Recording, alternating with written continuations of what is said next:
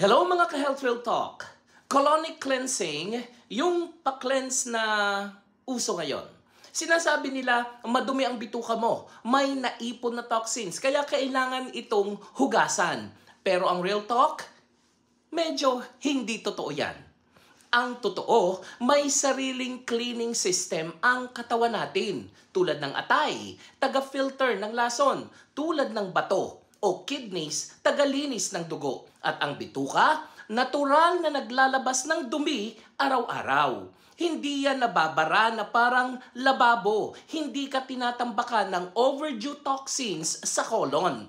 Yung sludge na sinasabi nila, marketing term lang yan. So bakit gumagaan ang pakiramdam pagkatapos magpa-colonics? Dahil na-flush yung tubig at dumi. Pero kasama ring lumalabas ang good bacteria, yung maganda para sa ating tummy. Electrolytes nawawala, sodium, potassium, magnesium. Kaya minsan pagkatapos nanghihina ka, nahihilo, masakit ang tiyan, at may chance na ma-dehydrate.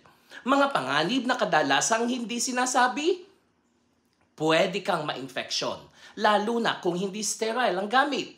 Pwedeng masugatan ang bituka. Worst case, butas. Emergency na yan. Pwedeng masira ang healthy microbiome mo. Important ito sa immunity at digestion. Hindi ito magandang gawin kung may ulcer ka, hemorrhoids, kidney disease, heart condition, irritable bowel movement, kung buntis o postpartum. Kung gusto mo talagang linisin ang katawan mo, hindi mo kailangan ng isusuot sa puwet mo. Kailangan mo ng habits. Kumain ng gulay at prutas. Fiber, natural colon sweep yan. Uminom ng tubig, maglakad, gumalaw araw-araw. Bawasan ng fried at processed foods. Kapag nagdududa sa tummy health, magpatingin, hindi magpa-purge. Pinaka-real talk, hindi lahat ng uso ay healthy. Minsan ang trending ay negosyo at hindi para sa kalusugan.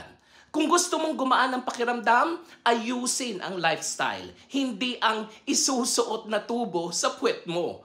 Health Real Talk, hindi kailangan ng katawan mo ang colonic para maging malinis. May atay ka, may kidneys, may natural system ka. Ingat sa mga bagay na magandang pakinggan pero delikado pala. Ang tunay na detox ay hindi session. Lifestyle yan. Ako po si Arlene para sa Health Real Talk. Have a nice day, everyone.